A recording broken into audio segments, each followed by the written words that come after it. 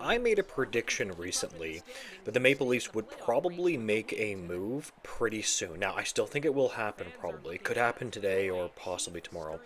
Again, there's going to be a break, so it just makes so much logical sense that something would happen. Now, we have Elliot Friedman that also touched on this as well, and I wanted to do a little bit of a deep dive on a name that constantly keeps on coming up for the Toronto Maple Leafs. That player is Colton Parayko. First off, have you guys been watching the Four Nations face off? It looks like he looks really good. He has looked great. He's looked fast. He's looked crisp. His defensive play has been good.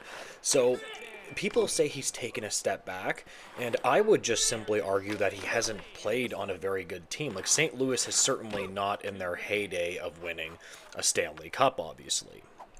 I actually really like watching the Leafs Nation. I don't know if you know that podcast with Rosie, and it's a podcast or a YouTube channel that I regularly listen to. So he was actually rightfully so bringing up some issues here by saying it's good to say that you want a player, but you have to actually make it work.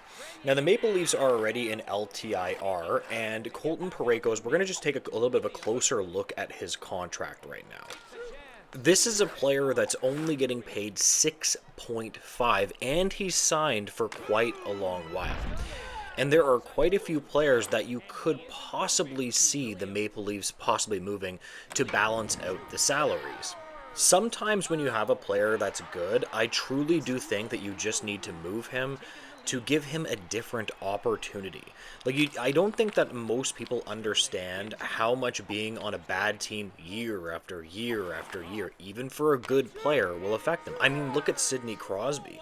He looked not done, but in the Four Nations faceoff, he's leading in points. I mean, yeah, he's playing on Team Canada, so now he has a chance to step up, and he's playing really good. I understand that's international hockey, but it can really reinvigorate a player to play on a competitive team that wins most of the time.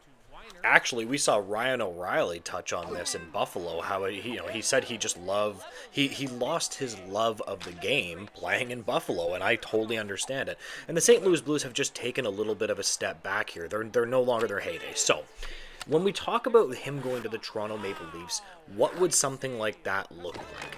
They do need a defenseman. I've harped on the fact that they need a center, but I kind of want to touch on this name that just keeps on coming up. So what exactly could they trade?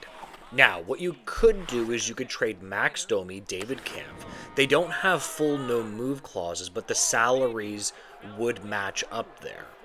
And then what you're going to do is you're going to have to entice St. Louis to actually do this trade. St. Louis isn't going to do this trade just to do you a favor. They're going to do it because they want to actually do it. Remember that. I really don't like when people say, hey, we'll just give you all of our bad players for a good big top four defenseman. That's not the way it works, guys. You have to entice them. I have been an advocate for a long time for the Leafs going for it, quote unquote. I've been consistent on that. I think that Minton, Ben Danford, and Easton Cowan should be on the table for this situation.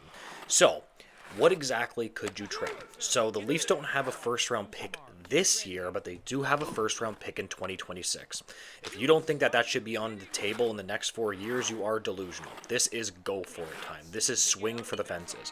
So we're going to go ahead and include that 2026 first-round selection, and we're going to add in your choice of prospects. I put Ben Danford here just because I think that makes sense. They're losing a defenseman. They get another young defenseman back.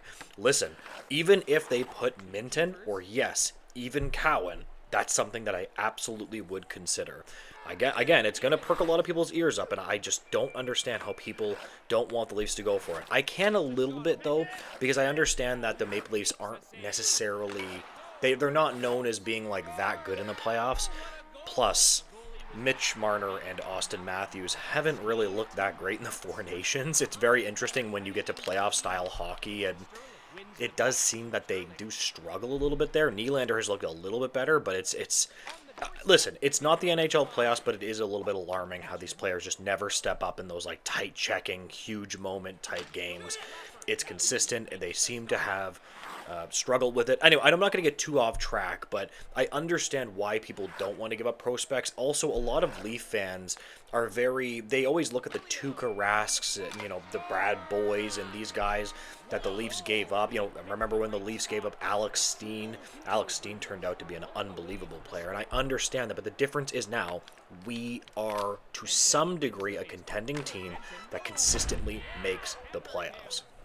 Now, I wouldn't completely give away all my prospects and clean the cupboard for 1 year, but what I would do is I would add in one top prospect to move over the next 4 years. That's my logic. So 1 year you might move Minton, 1 year you might move Ben Danford, 1 year you might move your first round selection, or maybe one or two of those things. The reason is because you want to spread it out. They don't have a lot of assets, so you want to compete over the next 4 years. This is the 4 year window that they have in Austin Matthews' contract, right? So anyways, that's gonna be the way that I'm looking at this. Question of the video, drop it below. Do you guys agree? Should they hold on to their prospects no matter what? Even if I might disagree with you, I think, if you have your opinion, drop it below. But I'm always interested to see people that might disagree with my point of view. You have to remember, when you look at Colton Parayko's time on ice, he plays like 24 minutes. This guy is a big, minute-munching defenseman. He clearly shows that he can still play in this tournament. I think he's been really, really good. And he moves the puck pretty well, too. I really just think that people underrate how terrible it is to play on a team that always misses the playoffs. And just to finish this video off, I wanted to ask one more question. What do you guys think about the Canada versus USA? I'm really worried about Canada's goaltending. I think that they're going to struggle here with their goaltending. I still think Canada is going to pull it out in the end, but the US has a really, really, really good quality team. Anyways, I am going to leave this video there. If you could like, comment, and subscribe, I would greatly appreciate that. And make sure to have a great day, guys. Goodbye.